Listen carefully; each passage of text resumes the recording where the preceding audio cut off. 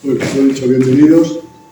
Gracias por vuestra existencia. Vamos a ver al andarín inteligente que me decían esta mañana, a Víctor. Y va también a comentar toda la jugada Miguel Don Gil. Gracias a todos. Gracias por seguir apoyando al Ateneo, que es una obra que creemos que merece la pena. ¿De acuerdo? Entonces vamos a escuchar. Sí, tan pequeño, ¿no? Tenía que haber traído el cojín. Esto que lo ponemos, necesitamos falta. Escucha, se te ha desenchufado el... Se quedó en azul, pensativo. Es que es... Junta directiva del Ateneo Obrero de Villaviciosa, demás autoridades las hubiese, que no lo sé. Buena gente de Villaviciosa, amigos todos, muy buenas tardes. Es un placer para mí estar hoy aquí presentando a Víctor Guerra y su nueva obra Viajeros de Bordón por el camino primitivo. Que a buen seguro no será la última, salvo que un fugaz infarto o un fatídico accidente saliendo de aquí se lo lleve al oriente eterno, pero yo espero que no. He dado charlas por toda la región, pero de momento nunca se me había dado la ocasión de venir a Villaviciosa. Tal vez sea la antesala de alguna presentación mía en Villaviciosa si se puede coordinar. Ya que estamos aquí para presentar un libro sobre un insólito viaje o peregrinaje secular, como le gusta decir a Víctor, me gustaría decir que es curioso cómo los caminos de la vida le llevan a uno a presentar un libro sin siquiera tener relación con su autor. Hasta hace un par de meses. Él puede dar fe de ello porque así fue.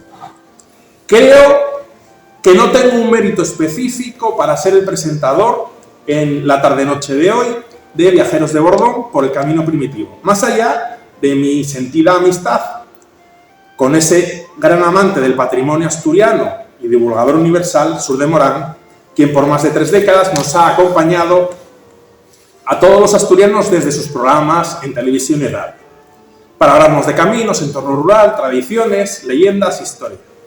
Ha sido esa amistad, curiosamente, y en el conocimiento de la misma por parte del incombustible, esforzado, impenitente, raro, heterodoxo y a buen seguro un usuario destacado del ilustre tribunal de la Santa Inquisición, de haber vivido en el siglo XVI o XVII, que le tengo aquí a mi lado, el hecho de él conocer esta amistad es lo que me lleva a estar hoy aquí, porque él, como Surde no podía estar, me pide a mí que yo estuviese.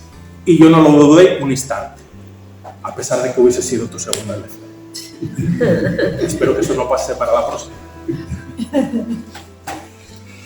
Creo que es un honor presentar un libro cuando se lo proponen a uno. En verdad, siempre supone un mínimo reconocimiento, no a lo que uno es, sino a lo que el otro percibe de uno. Por ello, gracias, Víctor, por la invitación y la consideración.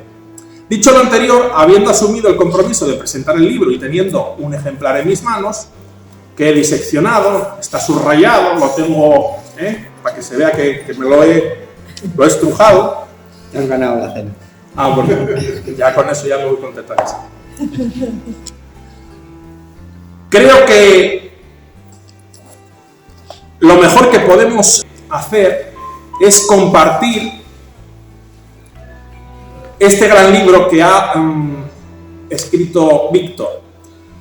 Pero antes de entrar a diseccionar o a comentar brevemente su contenido, también hay que decir que he intentado rastrear un poco para presentarle a él la biografía y peripecias vitales de el señor Guerra, o señor de la Guerra. Creo que a veces le queda mejor la segunda versión, como intitulación descriptiva, por lo afanado y peleón que es con sus proyectos y sus pesquisas para que salgan adelante. Y al final pensé que igual no fuese tan desencaminado que yo lo presentase. Para los que no lo sepan, soy doctor en Historia, investigador de Historia en la Edad Moderna, fundamentalmente, siglo XVI al XIX, y asiduo escritor y divulgador de la misma. Tengo relación con las rutas de peregrinación y soy un defensor de aquellas rutas históricas aparentemente secundarias que bien vale su rescate y promoción con el único pago del deber cumplido. Creo que los mejores proyectos nacen de iniciativas ciudadanas en el ámbito privado y por la pasión de hacer algo y aportar algo a tu sociedad. Como amante de la historia, apasionado investigador y comunicador, profesor, escritor, con 10 libros a mis espaldas, muchos artículos, etcétera, etcétera, y habiendo vivido 4 años en la capital primada de América, en Santo Domingo, República Dominicana, he aprendido que uno siempre debe dar su mejor esfuerzo, intentar aportar al mundo lo que mejor sabe hacer y generar una sinergia que llene de semillas, de vivencias y recuerdos aquellos lugares por los que pasa. Dicho más resumidamente, dejar una huella provechosa. ¿Y por qué digo esto? Porque creo que a veces, y en la actualidad, el mundo está lleno de vagos, maleantes y tibios de corazón. Para mí los peores son los últimos, los tibios de corazón. Y puestos a dar mi parecer e intentando ser riguroso, todo apunta a que la biografía de Víctor demuestra que, a pesar de ser heterodoxo, ha dedicado mucho tiempo de su vida a leer, conocer y estudiar realidades pasadas, ya sea en el ámbito de la caminería, como también de las corrientes filosóficas del pensamiento. Víctor y yo quizás podremos estar de acuerdo o disentir en una y mil cosas. Todo es posible, pues nos hemos conocido hace poco tiempo. Pero no se puede negar que le ha dedicado al asunto del pensar, interrogarse e investigar diversas temáticas un gran puñado de sus años. Creo que en las cuentas del David Delavergue no jugará en su contra la tenacidad y perseverancia con la que ha dedicado a conocer y escribir los temas que le apasionan. Quien aporta algo a la sociedad, en la medida de sus posibilidades, bien merece un reconocimiento que creo que se le puede dar a Víctor. Y ahora, para dar una pincelada biográfica de la trayectoria de Víctor Guerra, vosotros sois amigos de él, muchos, así que lo conoceréis, decir una síntesis muy breve. De formación animador sociocultural y técnico de senderos, con unos 20 o incluso más libros publicados, más otras colaboraciones en obras colectivas y artículos.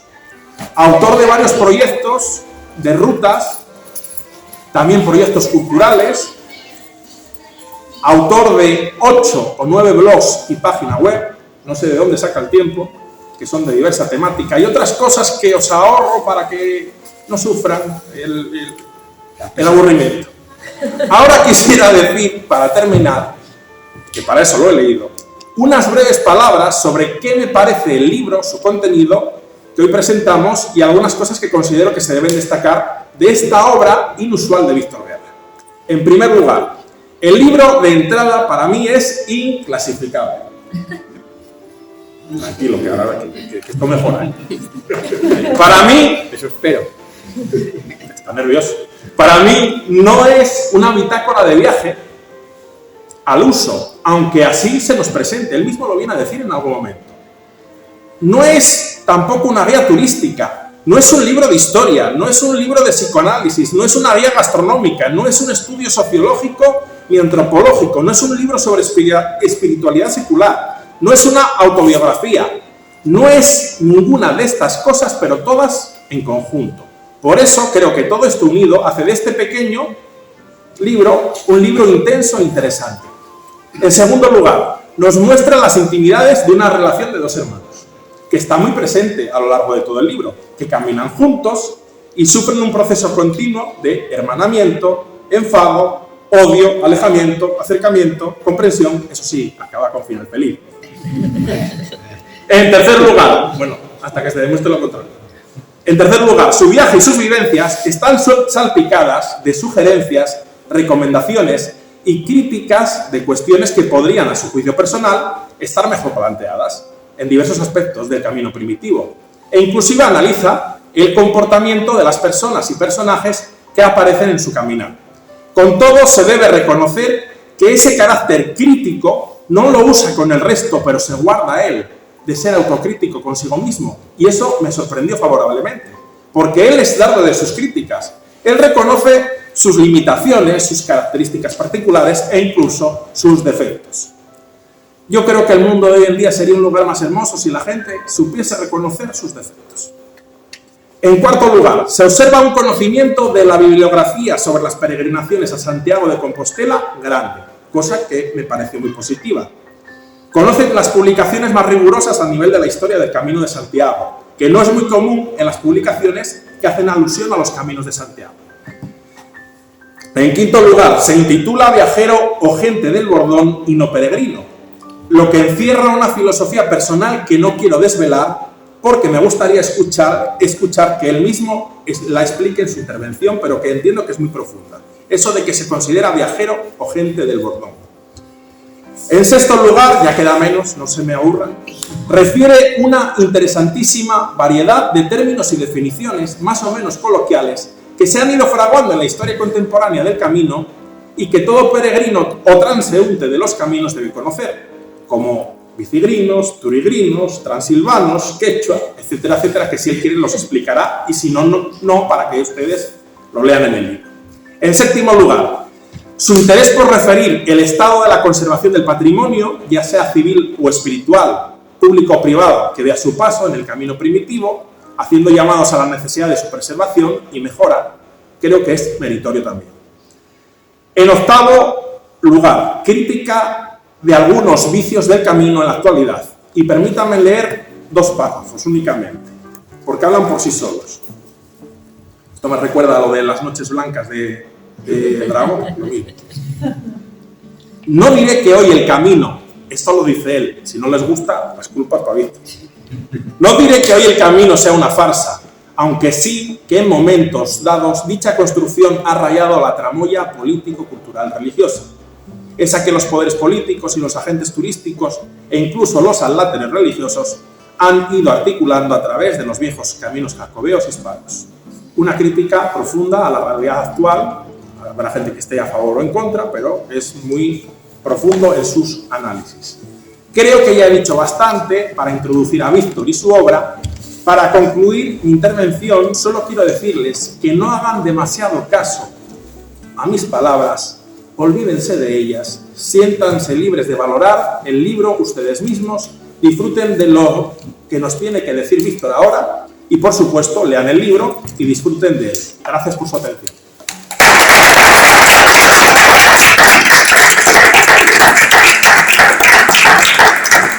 Después de esto podemos irnos.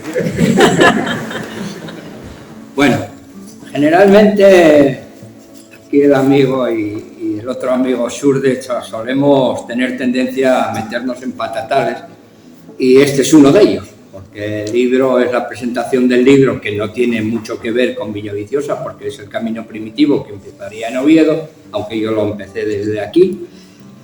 Y pues, luego salió aquí una cosa de Villaviciosa en clave y clave de los caminos peregrinos, con lo cual tengo que ver cómo lo marrullo todo para que... Por hacer una broma, yo como es tan pequeñito, no lo había visto y le escribo ayer a Víctor. ¿De qué vamos a hablar? ¿Pero era la presentación del libro o era el camino de Santiago en Villaviciosa?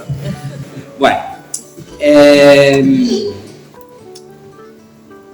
hay que tener en cuenta, y es una cosa que no estamos percibiendo en Villaviciosa, y estos días yo lo estaba notando y lo hablé con algunos compañeros que además se dedican a hacer también caminos, y es que no sé si tenemos en cuenta la importancia que tiene Villaviciosa como enclave y clave de dinamización de los caminos y de la economía de esta zona. Creo que no somos conscientes del peso que los caminantes, o la gente del bordón, los peregrinos, los romeros, o como queráis llamarlo, cada uno lo llamará como quiera y lo valorará como desee, tiene en la comarca. Y debería tenerlo más. Y hoy, pasando algunas fotos, viendo algunas fotos, pues se ve, ¿no?, la falta de motivos jacobeos en Villaviciosa, que no hay.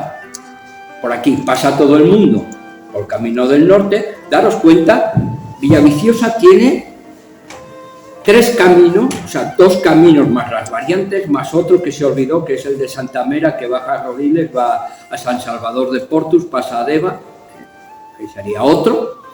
Pues bueno, tiene 3 caminos y es como si no... Bueno, hay gente que se está pegando porque pase medio metro del camino por su pueblo, y aquí tenemos el camino del norte, la variante hacia Oviedo como camino principal a coger el primitivo, y tenemos las variantes históricas cerca en la comarca, que es el camino de los santuarios ahora, en en clave aldeana, porque la clave universalista que nos conecta con Europa y con el siglo XVIII es el camino de los francos.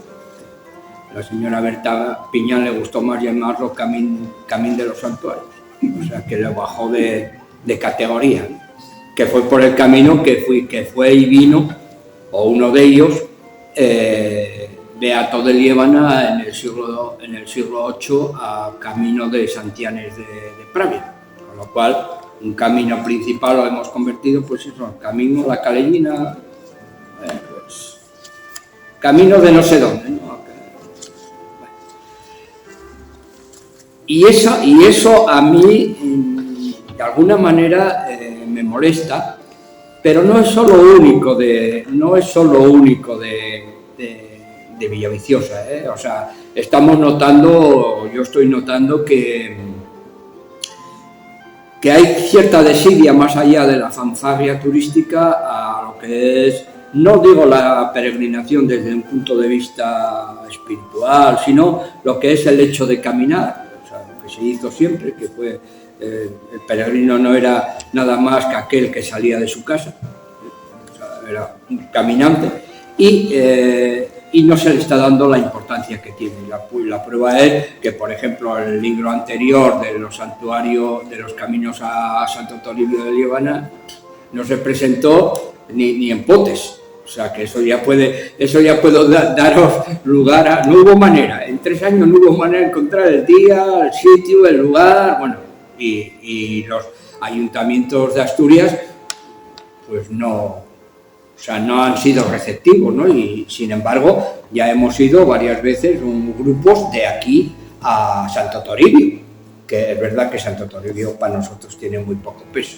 O sea, la figura de Santo Toribio como monasterio y de Beato de Liébana para nosotros ha quedado desdibujado desde el siglo XI para acá, ha quedado desdibujado.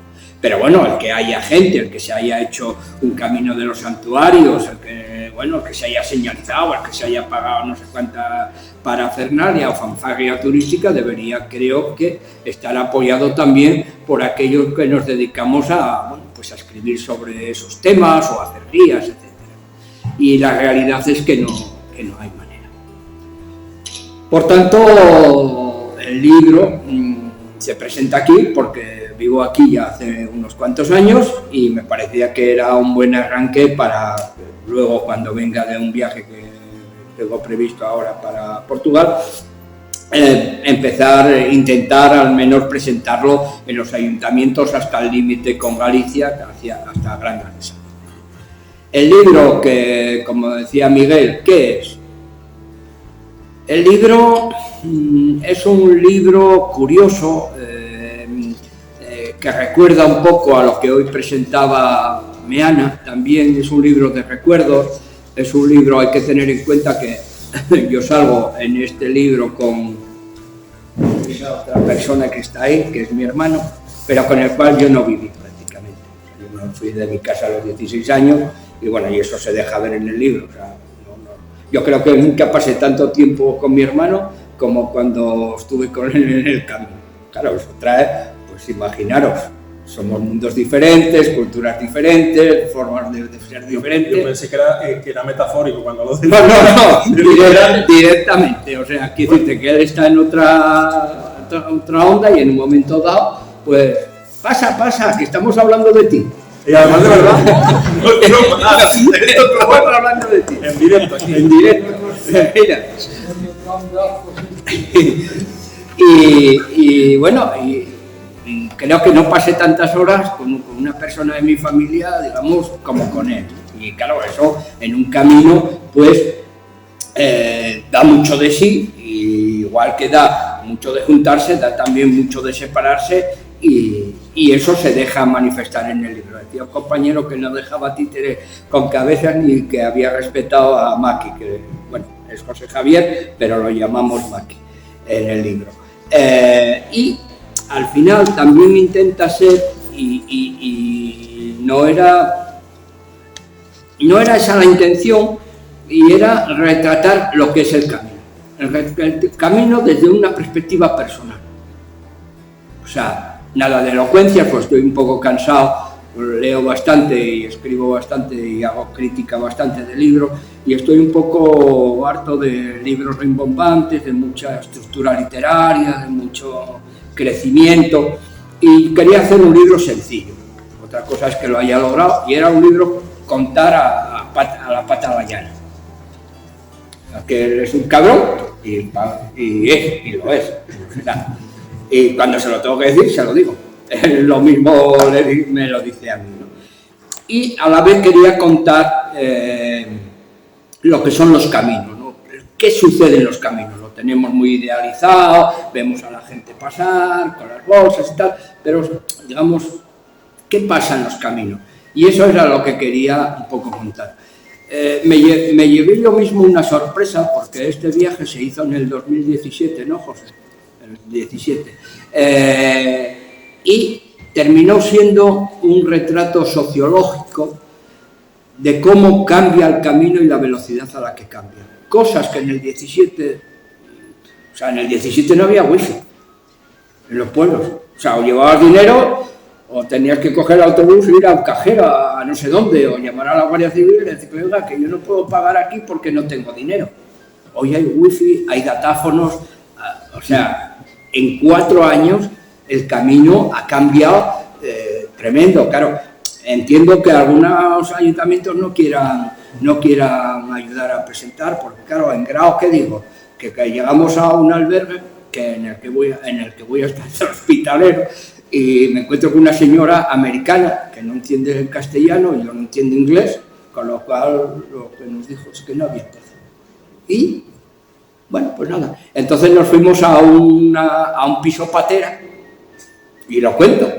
Y ahí dormimos con las fotos de la señora, del matrimonio, lo que era la habitación de la señora, pues tenía un hotel, una pensión, que funcionaba con pensión, pero su casa particular, tenían otra donde vivían, pues esa la alquilaban. Entonces era un piso patera, porque ahí nos vimos metidos no sé cuánta gente en una tal, y con las cosas de la señora, ¿no? Claro, nos metieron un piso patera, tal, bueno, me imagino que ahora no les debe hacer mucha gracia que hablen esos términos, pero esa era la realidad de hace 4 o 5 años. Y si os dais cuenta, la realidad de hace 4 o 5 años es que apenas teníamos albergues. En Villaviciosa, curiosamente, el albergue municipal está en Sebrae, que no hay nada. Que es para Villaviciosa, población que tenía que jugar un papel central, clave y enclave potente del camino jacobeo, pues tiene un albergue, pues Sebrae, que no tiene ni para tomar agua. Y es muy guapo el pueblo, porque pases por él, pero tiene una escuelina que está bien, pero te queda, o sea, o lleves comida o allí no comes, o cenas. Por tanto, en ese sentido, el libro intenta también ser un análisis y al final la realidad se va imponiendo y va dejándolo como una herramienta sociológica, en tanto en cuanto que si vas conociendo el desarrollo de esos trazados, vas viendo las grandes diferencias que se van, pero en muy poco tiempo, porque además no solo ha cambiado la estructura, es decir, no solo ahora ya hay 2 albergues aquí, está la pensión de... ¿Cómo se llama la pensión? El de la Ría. El de la Ría, los hostels, y luego la pensión. Y ahora el que estaba en La ferrería. En la ferrería está en Bárcena, está encima de Sebrae, se pasó estos días para allá.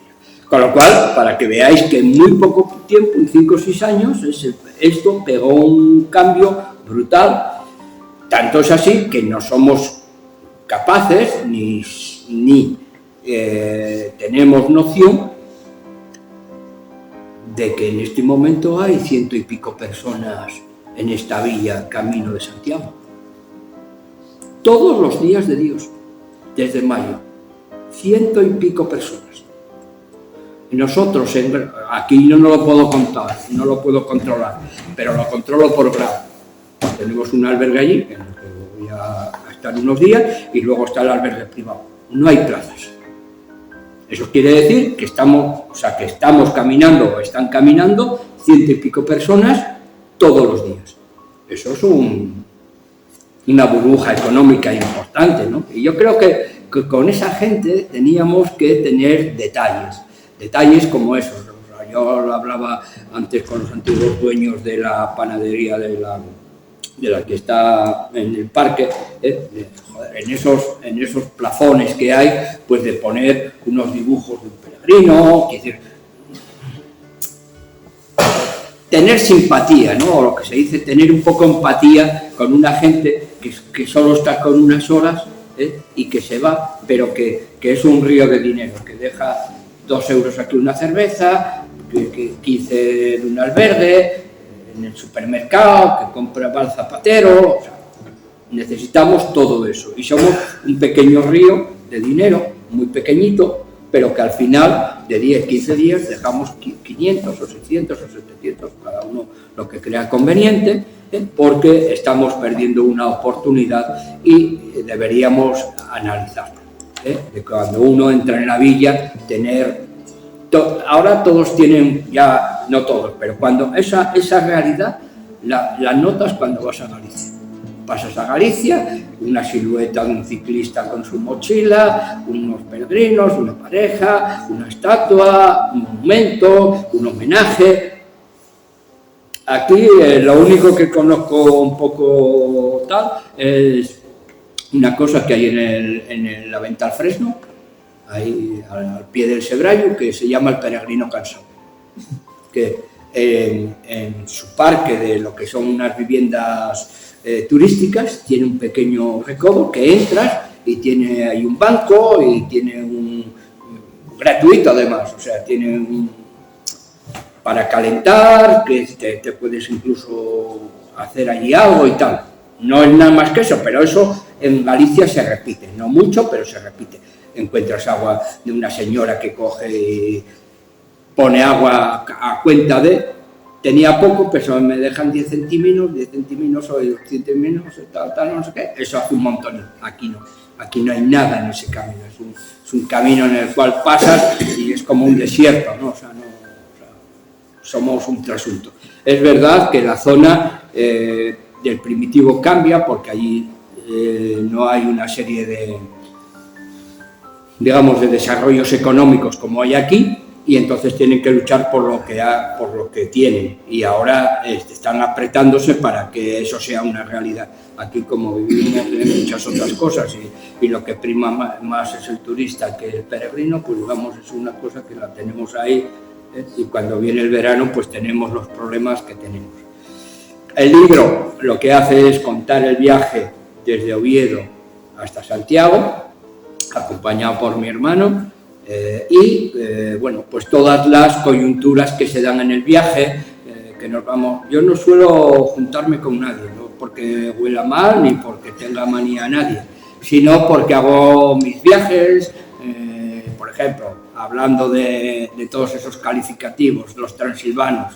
Yo no puedo ver a los transilvanos porque se levantan a las 5 de la mañana a darme la vara y yo soy de los que duermo hasta el último momento. Entonces a las 5 de la mañana bajan los vampiros, los transilvanos, empiezan a sacar, a meter, no sé qué tal, no sé, me tienen loco. Los turigrinos, que ese es un problema, pero que ya se da en la montaña y lo veíamos en la Nueva España, ¿no? Campamentos bases en el Everest ya con calefacción, oxígeno, bueno, cualquier día, pues como en el refugio de Hermoso, pues con cañas de cerveza. ¿Qué pasa? Normalmente hago unos viajes, y tengo una idea de que uno no puede salir de casa antes de leer la prensa. Porque, claro, se cae el mundo, ¿para qué coño voy a salir? Entonces, uno desayuna tranquilamente y a las 9 de la mañana, 8:30, pues sale como un señor y camina todo el día. Porque, claro, yo no sé el grado de coeficiente mental que tienen mis compañeros de caminada, pero claro, llegar a un pueblo, pues imaginas en el Sebrayo, te levantas a las 6 de la mañana, o las 5, que los hay, pones la frontal, la mitad del viaje ya no te enteras, ya no sabes por dónde vas. Por camino con la frontal, no ves nada. Y llegas al Sebrayo a las 11:30 de la mañana o a las 12. Que no te quedan horas hasta que te eches a la cama. Ya verás lo que haces en el Sebrayo de dar vueltas, no sé, contar grillos, o sea, quiero decirte que, claro, yo no puedo, eso va... Entonces, ¿qué hago? Yo salgo a las 9 como señores. ¿Qué pasa? Que voy solo,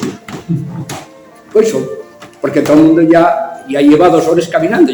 Cuando ellos están comiendo, yo todavía voy casi con la merienda de media mañana. Y encima te enfadas con tu hermano. ¿Cómo haces? No, se enfada él conmigo. Tú eres el culpable aquí. A ver, que lo diga. Total, que al final, ¿qué pasa? Que luego, claro, llevamos unos ritmos distintos. Él, por ejemplo, no hace el Camino de Santiago, él hace el Camino de San Miguel. Entonces, en cada sitio, una San Miguel. Pero claro, los ritmos son muy distintos. Yo, porque tomo té, no puedo tomar ese nivel de té y tal. Entonces, vamos, eso sí, lo coordinamos. Algunas veces, porque os voy a contar una anécdota que perdí en... Bueno, no sé dónde. En un lado dije, nada, tú vete caminando y cuando lleguemos a Sarria... Sí, en Sarria era. Nos vemos. Luego a Sarria no lo encuentro. Dan las 8, dan las 9, dan las 10, ya me cierran tal... Y aparé a las 10 y pico. Y dime, bueno, ya estoy aquí. Pero sí, ya lo veo bien. ¿Tuviste tiempo? Y dices, bueno, toma, la credencial que no te la había dado y ya la tienes sellada. Leche sí que la tenía sellada, es que se llenó toda la credencial. De todos los sitios donde había tomado algo, como le había dicho que se sellara, pues oye, él obedeció y en cada sitio puso 1 o 2 sellos, con lo cual llenamos una credencial que está toda llena de sangre. Bueno, pues estas cosas que te ponen de ese humor y talante, pues cuando las recuerdas, pues la verdad que nos queda un recuerdo a los dos de ese viaje. Y el viaje, como digo, al final yo hago esos viajes solo porque soy y él también, aunque él camina más rápido que yo, y bueno, siempre iba un poco por delante que para coger cama, que nunca la cogía, pero bueno, él lo intentaba. Y en el libro parece que sí, que tú lo usabas como serpa. Sí, no, él llegaba y decía, viene mi hermano que es el que lo reserva, pero no reserva. No venía, el primero llego yo y cojo la habitación para cuando llegue. Quiero decir que yo la percepción que tengo del libro es que queda mejor lugar, que tú lo vas cargando aquí en la presentación, lo exageras demasiado. Sí, bueno, total, bueno, llego. A las 6 hay que estar allí. Vale, venga, tiro el cuerpo, a las 6 estaba allí. Luego que mando se...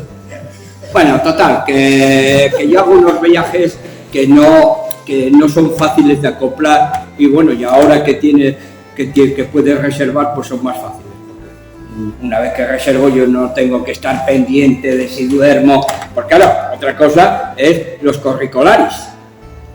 Los que salen a las 6 de la mañana, a las 11:30 abren el albergue y a las 11 ya los tenemos a la puerta. Esos van con zapatillas running y queman zapatillas y a las 11, bueno, es más, ahora ya pues hay albergues que abren a las 2, 3, las 4 de la tarde, porque claro, todavía no marcharon, o sea, están limpiando de la gente que se fue y ya hay gente que quiere entrar, que quiere quitar la mochila y tal, para ir a comer o para lo que sea. Entonces, claro, eso es un problema. Claro, cuando tú haces un viaje en el cual sales por la mañana tranquilamente, no ha caído el mundo, puedes caminar, a mí me da lo mismo que haga sol, que haga sombra, para eso están los sombreros y si no los paramos, no tengo problemas. Y No, la kippah no, ¿cómo es el nombre que sale? la kippah, No, no es de lo judío, es el que... sí, llevo un ¿Qué sobre nombre tiene? Que es que no me sale. el kufi. Iba a decir El kufi lo llevo para que no se me caliente la cabeza. Yo un día te vi una fotografía en un blog tuyo en algo con aquello y yo pensé, este hombre ya es judío. No, porque yo pensé que era la kippah. No, es un kufi que es de los hombres sabios. Pero yo lo utilizo para que se me enfríe la cabeza. Estás más loco de lo que creía. No se puede traer a gente así a presentar. Bueno, total, que luego también hago viajes, digamos, con cierta dureza. Viajes ya, como a Santiago, no, bueno, ya no llego a Santiago, el próximo libro no llega a Santiago, o sea, ya no voy a Santiago. De los últimos viajes, del penúltimo di la vuelta, no, el último estuvimos juntos, volvimos a juntarnos después de este viaje, bueno, y otro a Portugal. A Portugal. Pero ya en Lugo ya empieza a haber problemas en el primitivo, ya 150 personas, 200, o sea que ya tienes que andar cogiendo un taxi yendo acá. Yo me fui por la vía König, que un monje alemán que desde el Cebreiro bajó a Lugo, y yo hice el camino al revés, y ahora lo que hago ya hace unos años es salir de mi casa y volver a mi casa, anda.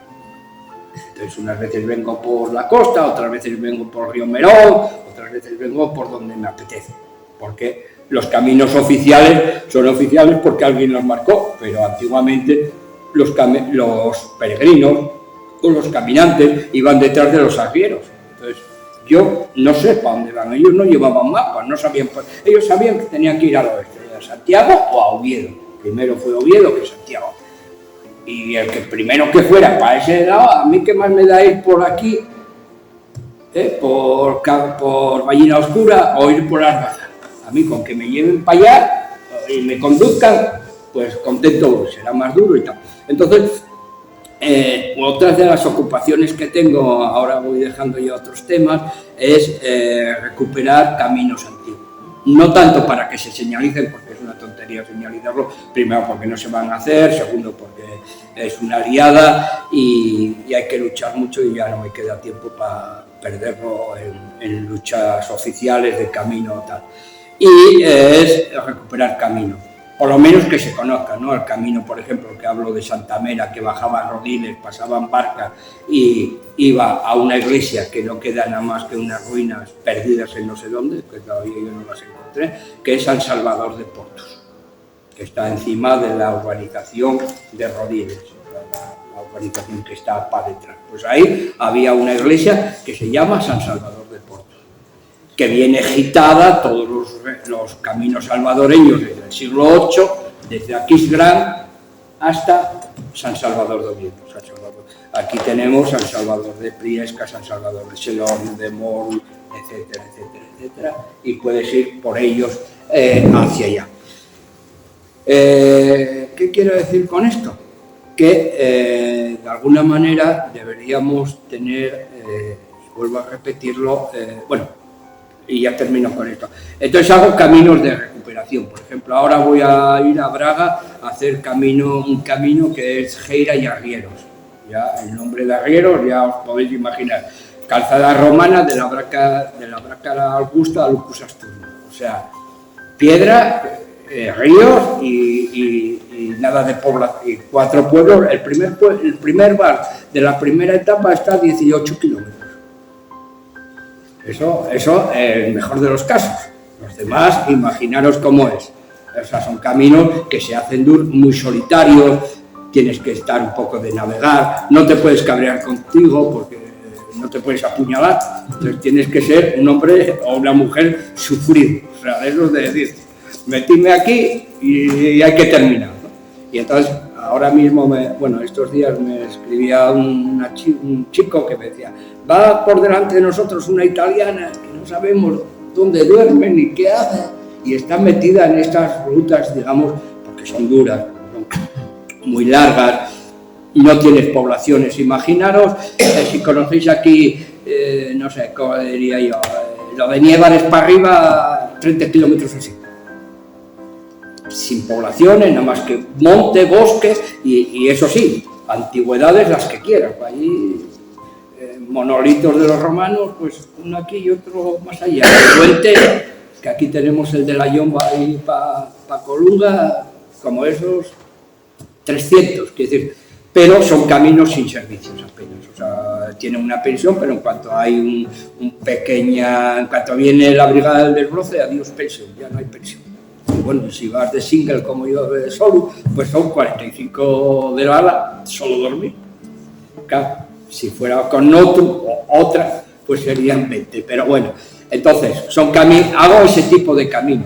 Por ejemplo, la vuelta de ese camino la voy a hacer desde Lugo a Agres. ¿Y por qué la hago de Lugo a Agres?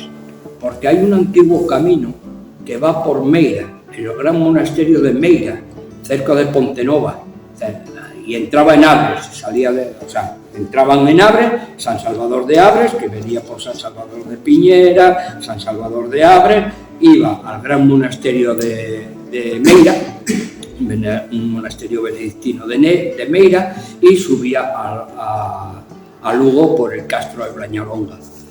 Y yo, parte de él es carretera locales y tal, y quiero conocerlo con la mochila. O sea, quiero sufrirlo, verlo y ver por dónde iba esa gente. Por ejemplo, uno de los últimos caminos que hice así raros fue ver y comprobar por qué había unas vieiras en el ábside de la iglesia de San Antolín de Irias. En el ábside, en la parte exterior, hay unas conchas, unas vieiras. Hay especulaciones, unos holandeses que pasaron por allí, que si venían y tal. Y yo quería, hacer cómo podía llegar a Irias desde una clave peregrina, ¿no? O caminera. En mi caso me gusta más lo de caminero que caminante, que peregrino, porque yo no soy creyente y ahora no soy creyente, antes sí lo fui parte de un monasterio.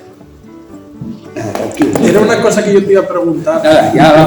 Ibas a... Una cosa muy crítica, porque él dice que él fue como a fundar o ser parte de una comunidad religiosa y muy interesante. Sí, eso da para otro libro. Eso para otro libro. Bueno, total, que a mí me interesaba saber un poco cómo se estructuraba ese camino, ¿no? El último sitio, digamos, más o menos localizable, era el Puerto del Palo, ¿vale? Imaginaros, camino primitivo, Puerto del Palo. En Puerto del Palo se iba a San Salvador de Valledor. O sea, ya dejamos el camino, el trazado a Verducedo, Grandes de Salimo, a San Salvador de Grandes de Salime y hacia Lugo. Pues yo dejé el Palo y me fui por San Salvador de Valledor. Ya imaginaros el Valledor. No sé si ya oísteis alguna, os tuvisteis, pero aquello es la Asturias profunda. Del Valledor pasé por el monte a San Antolín. Y de San Antolín, pues ya me dijeron allí que qué coño hacía yo peregrino en San Antolín, si la última era cuando en el siglo XII habían puesto aquí el pie y no habían reconocido a más gente. Y yo decía que nada, que ir. Bueno, pues pasé por el desfiladero de Bustelín y pasé por Río de Porcos, que os sonará, una zona asturiana que se pasa por un puente colgante, y cogí el río Navia, todo el río Navia, que es precioso, porque además, geográficamente, a veces tenemos las cosas un poco muy raras, ¿no? Porque dices, bueno, está el río Navia y tal, y leches. Cuando dejo el río Navia para coger el Suarna, veo que el Cebreiro está a 60 kilómetros. Si sigo por este río y sigo tal, me pongo en el Cebreiro, en Ancares, bueno, estaba casi a las puertas de Ancares. Y entré por el río Suarna, que te lleva a Fonsagrada. Y se da la curiosidad de que en San Martín de Suarna, que es una aldeína que está vigilando todo ese territorio, eso fue encomienda de Portomarín. O sea, que no solo eran esas tres vieiras, sino que Suarna, que está ya fuera de, digamos, de lo hoy, porque hoy, con esto voy a terminar, los caminos que hacemos no tienen nada que ver con los antiguos caminos al uso. Y os voy a dar un ejemplo, y muy conocido. Cuando uno hace el camino francés, y algunos que estáis aquí lo hicisteis, normalmente se va a Foncebadón, Molina Seca y a Ponferrada, ¿vale? Camino oficial. Bueno, pues dejamos a un lado lo que se llama la Tebaida Berciana, que es la iglesia del siglo VII, siglo VIII, con San Frutuoso y San Genadio, que fundan la iglesia visigoda de la zona. Y eso está 5 kilómetros más a la izquierda de Foncebadón, en el acebo. Bajas el acebo, pasas a las Valduezas, de Valduezas pasas a Santiago de Peñalba, iglesia mozárabe por excelencia, dedicada a Santiago, es una de las primeras iglesias más viejas mozárabes dedicada a Santiago.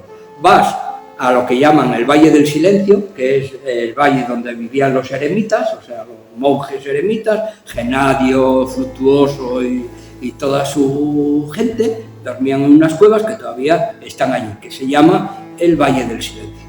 Puedes ir ahí a dormir una noche allí de vivac. No cobran, ¿eh? Por eso. Y de ahí pasas a uno de los primeros monasterios del siglo VIII que controló toda la zona, que es San Pedro de Montes, que fue el primer sitio donde yo vi fuera de Asturias la Cruz de los Ángeles en piedra, que se movía y claro, se movió como que se la llevaron 5 o 6 años más tarde, que no se sabe para dónde. San Pedro de Montes es un monasterio que ríete tú de Valdedios, de cómo era aquel. Y eso está en un enclave súper mágico, esotérico, que están las brujas de zamoranas, las bercianas y las leones, o sea, y León, ¿no? O sea, esa zona es un enclave potente, y vas al famoso castillo templario de Cornatel, no el de, digamos, el de Ponferrada, sino el de Cornatel. Bueno, pues ese camino es lo que llaman en clave religiosa la Tebaida berciana, que era lógico que pasara por allí. ¿Qué pasa? Que era el camino místico, era el camino de los monjes, era el camino, el otro era el camino que daban de comer o te robaban, o sea, el camino. Generalmente los peregrinos nunca solían entrar en las grandes villas, a Villaviciosa la evitaban, entraban desde Priesca al Puente de Mestres, a Bayones, Lanceu Bayones, Bayones la Madalena a San Salvador de Fuente, o sea, a Santo Tomás de Moru, a Coro, Santo Tomás de Coro, Coro Fuente, San Salvador de Fuente, a Mandi y Pabal de Dios. La villa no se entraba primero porque te controlaban, no sé qué, los diezmos, tal, no sé qué, te robaban en el vino y sabían que traías dinero, porque de la caridad vivía poca gente. Entonces, lo poco que tal te lo llevaban. Y en ese sentido, las grandes villas pues se solían evitar, Ponferrada, Molinas y qué tal. Y sin embargo, para que veáis, cuando uno estudia la historia, y tú eres historiador de esa iglesia antigua, cuando caminas todo ese, que son pocos kilómetros, no deben ser más de 20 y pico kilómetros, pues encuentras toda la historia religiosa del nacimiento de la iglesia visigoda allí, en piedra y en camino. Pero bueno, eso ya nadie va por ahí. Primero, no es que estén perdidos, porque los caminos son caminos reales muy importantes, y ese es el tipo de caminos que hay. Y es un poco los caminos, no en este caso, porque este era el camino primitivo, y tampoco quería, porque la primera experiencia, que no la conté, la conté en un PDF, creo que está por ahí rodando. La primera experiencia que tengo con mi hermano fue que quería hacer un camino peregrino conmigo y lo llevé a hacer de aquí a Santiago por el camino de las reliquias. Entonces cogimos de aquí a Quirós, y en Quirós salimos por el Puerto Ventana, y bueno, es más, te imaginaros cómo iba, que pasó por delante de un caballo ya disecado y ni se enteró. Iba el pobre tan ido ya, que por la tarde y durmiendo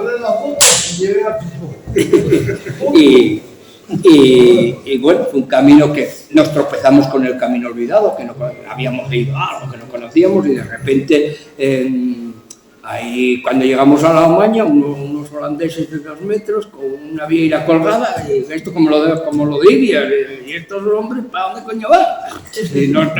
Si el francés queda a casa Dios. Bueno, nada, fuimos detrás de ellos, bueno, ellos iban más lentos.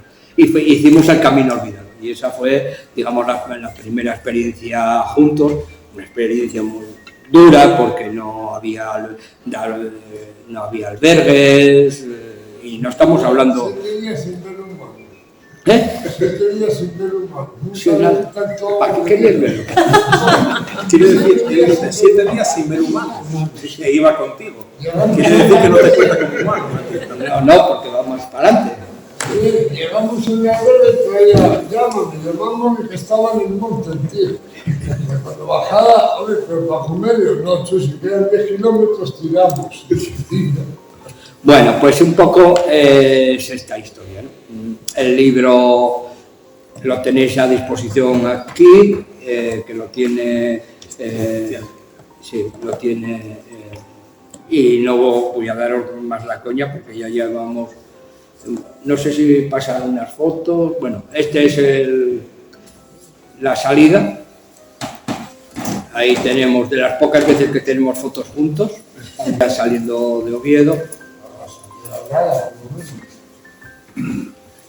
Este es el piso patera, ahí con el cuadro, bueno, típico, la mesa camilla, y ya nos arreglamos.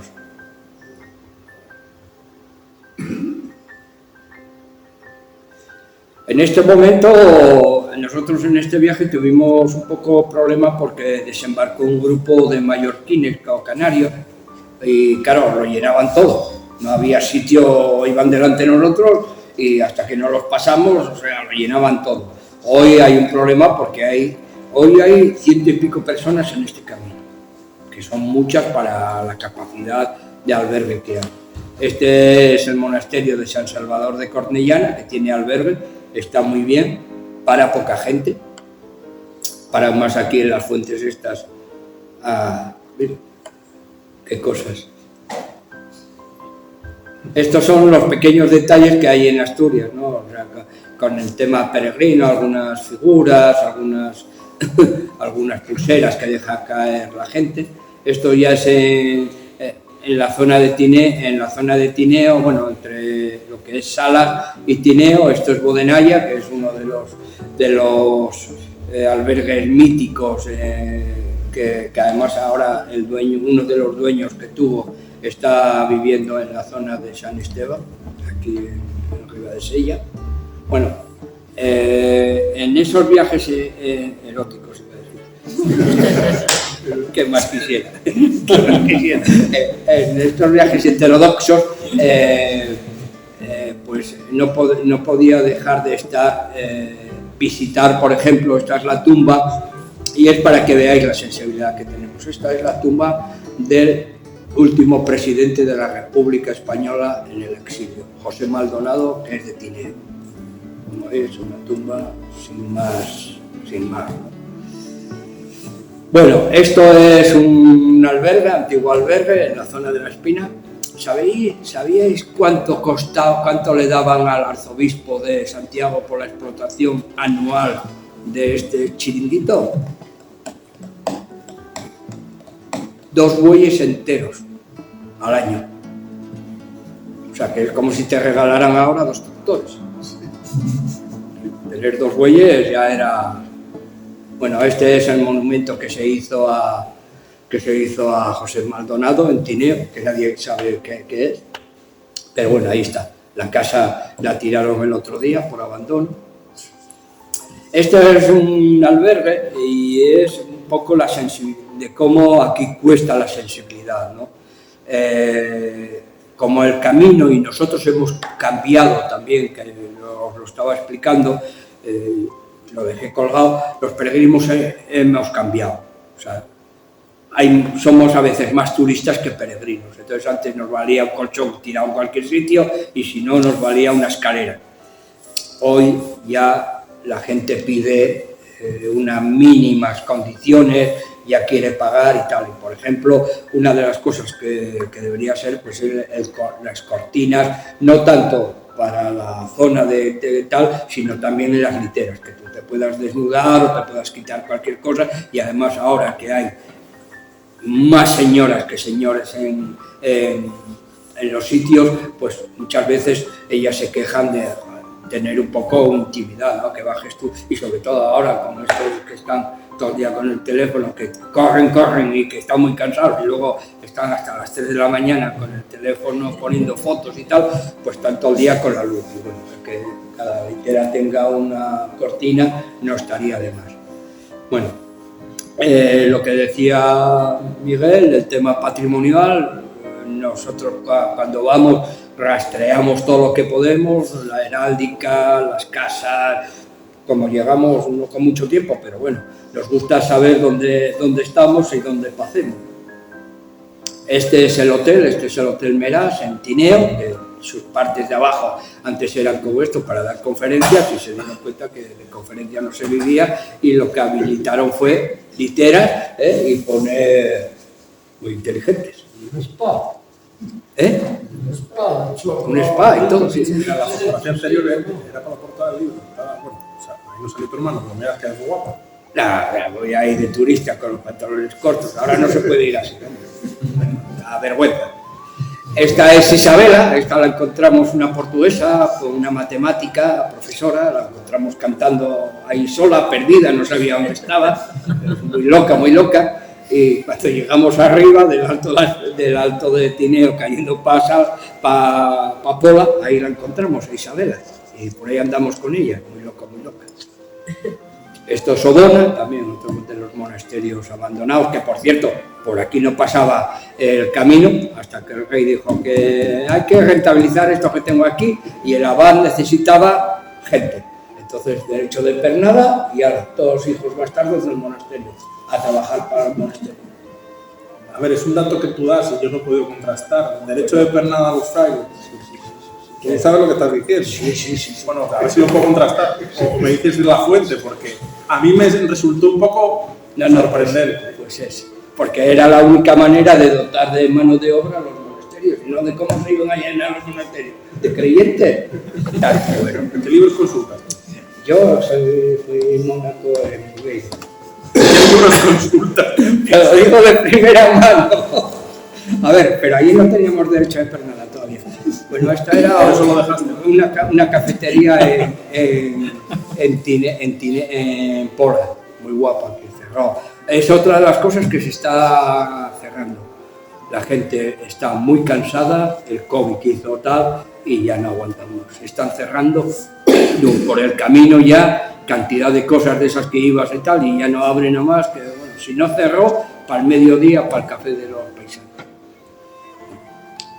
Tema de tal. Bueno, esto es el palo, esto es las cosas oficiales, hacen a la gente subir al palo, que nunca se subió al palo, el palo no tiene sentido de subir, se sale por la Marta, se va por la Marta, hospitales nunca fue un camino de vaqueros, de caballos, de subir, porque la gente iba por los caminos, y por donde había pueblos, porque donde comían los peregrinos, ¿qué creéis? Que iban a la Limeta y iban pidiendo por las casas, entonces ¿por dónde iban? ¿Las casas dónde estaban? En los caminos oficiales, en hospitales no, 30 kilómetros que no hay nada, ¿eh? Es un atajo, es verdad, y sobre todo para volver. En este caso suben al palo y luego tienes que bajar, subir y luego tienes que volver a bajar. Bueno, si alguna vez vais en la Marta, en el Alto de la Marta, hay un caminín detrás del camín que sube para arriba para el palo, os metéis por ahí y vais a la cueva de San Rata, que es un pueblo del que comía allí panes y tal. Bueno, y eso sale a Montefurao sin sudar. Una de las cosas que me interesaron durante mucho tiempo es el tema y hice un viaje expresamente para ver la muerte en el camino. Cómo se expresan y cómo recibe cada gente la muerte y cómo la vive, ¿no? O sea, Galicia la vive de una forma muy determinada, la estética, bueno, todo eso al final te da toda una idiosincrasia y una filosofía sobre la muerte. Este es el cementerio de Verducedo, que ya veis el gusto que tienen por los muertos. Bueno, o la relación. Este es Buspol, que es una pequeña ermita en el límite asturiano, antes de bajar a Grandas de Salime, al gran embalse, que antes estaba 100 y pico metros más abajo. Imaginaros cómo eran los cruces, que no habría ni puentes, o sea, que habría que por los vados. Este es el Museo del Ferreiro, que se ve poco por parte de los peregrinos, siempre están, porque bueno, la gente llega cansada, echa la siesta, luego ya es tarde, hay mucho que ver, y bueno, siempre se quejan de que el Museo de Pepe el Ferreiro pues no se visita todo lo que se debería visitar, y para los peregrinos, si se incentivara más, sería toda una lección de cómo era el vivir en aquellos tiempos. Grandas de Salime, Grandas y toda esta zona, como han perdido el carbón y han perdido casi todo, los peregrinos, digamos, son, digamos, su último tren, aunque no... Grandas no sabe lo que es todavía, pero por ejemplo Verducedo sí, Verducedo debe tener 8 o 10 albergues. Mirad los detalles que os decía, detalles de empatía, ¿no? De que llegues a un pueblo y que, bueno, que digas, joder, pues están recordando a gente que está pasando, pero no de ahora, si es que llevan pasando desde el siglo VIII, gente por aquí, con esta historia del peregrinado, ¿no? Primero a la cripta de San Salvador, aquí tenéis al hombre este.